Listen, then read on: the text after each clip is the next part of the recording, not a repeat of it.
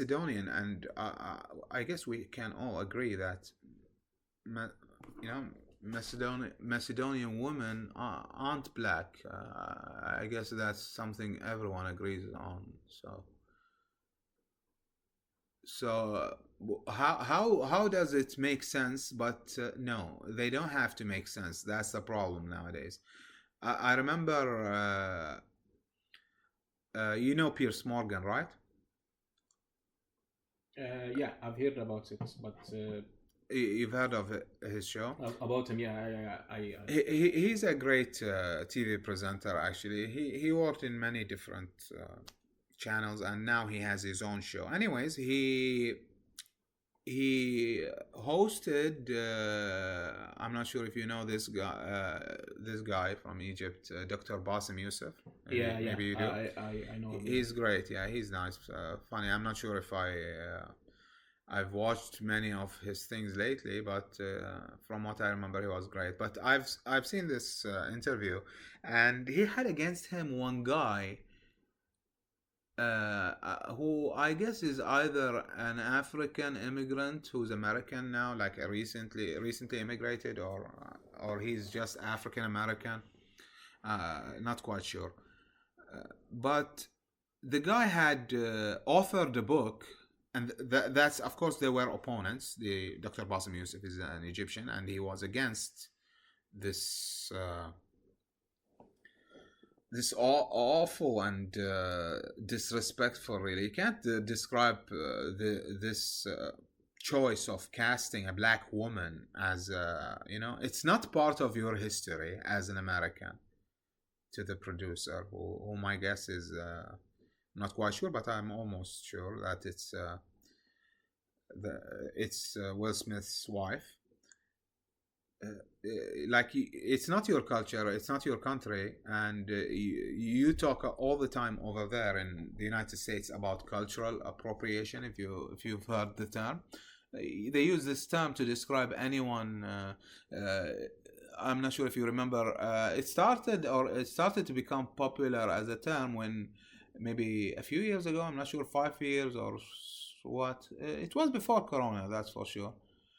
When a woman who was graduating high school wore a Chinese dress for her prom. Do you remember this incident?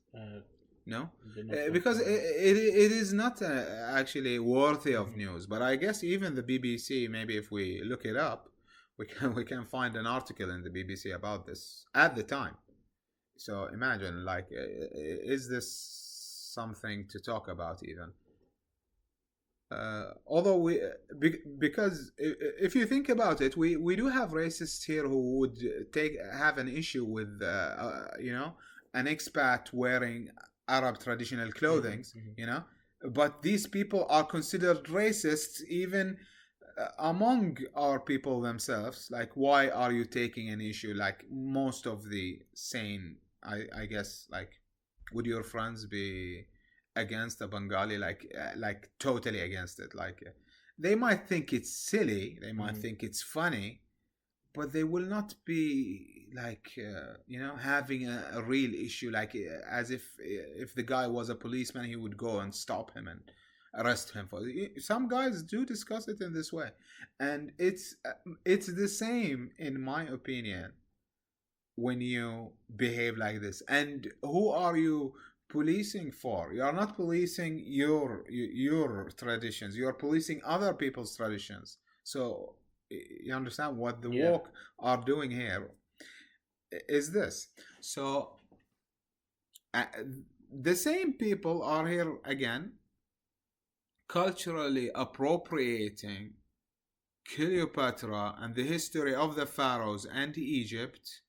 And the African American guy who has authored a book called The Case for Cancel Culture, just to give you an idea about his mentality. Like, he's making the case in his book about cancel culture.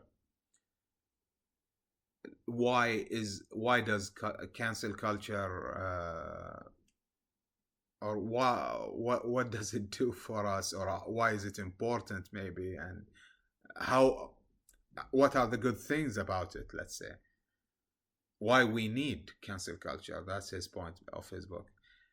I really, frankly, I was, to be blunt here, I was disgusted watching him just, you know, make those faces. Do you know this? Actually, this sort of behavior, to be more blunt here, is usually a woman's thing. You know, when women make faces or facial expressions or give you, they have many different kind of looks between each other, and they do try to communicate or at least express their frustration with you or dislike of you in public. Sometimes when you have a confrontation with a woman about anything, you might be wrong there, she might be wrong, whatever it is, you do observe it, but you don't understand necessarily what she means. Did you get that ever? Yeah. I believe it's right because women are built to be more clever in terms to nonverbal cues. They understand nonverbal gestures better than us males. Understand it even. They understand it. They like interpret it. not They only produce, interpret it, yeah, and produce. and they produce Exactly. new gestures also as well. Yeah, I get that, and See, that can be explained through also one weird Muslim legislation, which is that women should never be heard aloud, talking aloud. Remember this? You don't remember the fact that a woman should not raise her voice? I've heard about this term. Yeah, so it's the same thing. So if she's in public and she's trying to send her husband or whoever is with her a message, she shouldn't raise her voice loud when she's in a market or something like that. Yeah, I believe it's. I mean, it has a moral roots. And it has a traditional roots. It has a traditional involvement. But imagine, I mean, like you are a couple and you are being embarrassed in the market, like a woman raising her voice, or even you raising her voice on her. I find it unattractive. I find it immoral. I find it embarrassing. It's against, I mean, even the family image. I mean, if it's being presented in the market publicly, okay, you can scream and shout at home. And even at home, I mean, she cannot raise her voice at you. I mean, it's not raising her voice as in shouting. No, it's just being heard aloud. That's the point. Because her voice itself is exposing her voice is forbidden. It is like a sin. It is a sin. It is a sin. Many people don't know about it because nowadays it's the last of people's concern. You can't even consider it as a thing you should arrange your life based on, because women work everywhere. You have to. It's like many other things that don't make sense. Anyways, that's not what we are here to discuss. But like you said. Women are different, and maybe this is why, like you said, they need to understand and interpret, and they have this skill and they are better at it than us. I brought this up because he was making those facial gestures that like he's while Dr. Bassem was talking and expressing his point of view for why he's against this cultural appropriation. And this is, again, another term they came up with, the Americans themselves. And his people, specifically, the woke feminists, but still, they have no issue with, disregarding the rules they set themselves even. Do you understand? Like, they are the ones who object heavily to any actual, although I don't think there is any actual thing called cultural appropriation. The whole world is a global world nowadays. Nobody lives in in India, and that's all. Nobody comes in or goes out. That's not the case ever nowadays. It's just the way the world is now. But they are trying to enforce that. But when it comes to them trying to, let's say, make minorities more important in any appropriate or inappropriate way, they saw that it's fine to culturally appropriate the role of Cleopatra for the blacks and put a black woman in that role.